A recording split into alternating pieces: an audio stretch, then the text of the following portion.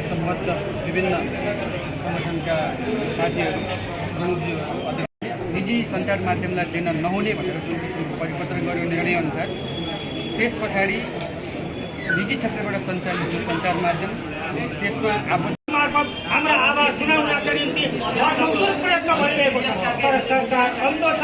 यो अन्धो सरकारले आँखा देखाउनका निम्ति देशभरिका सञ्चारकर्मी यति बेला सडकमा छन्, प्रशासनमा छन्, अन्य सरकारी विरोधकारी विज्ञापन नीतिको विरुद्धमा एकता बन्द भएर लागिरहेका छन् र त्यसको एउटा अंश हो आजको जिल्ला प्रशासन।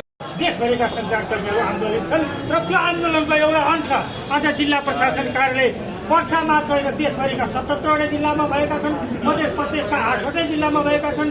यो धरना कार्यक्रममा त एउटा सङ्केत मात्र हो। आउँदा दिनहरूमा हाम्रा मागलाई, सञ्चार जगतका मागलाई, सञ्चार कर्मीहरूको मागलाई एउटा कुनै पनि अर्थमा मिनिमाइज गर्न सकिन्न भन्ने सन्देश दिन सक्ने गरी एउटा आँधी बेरी एउटा सृष्टि गर्ने गरी नेपाल पत्रकार महासङ्घलाई आउने सम्भावना छ। त्यसको निम्ति पूर्व तयारीका निम्ति पनि जो आजको यो धरना कार्यक्रम हो। हिजो भर्खरै मात्र के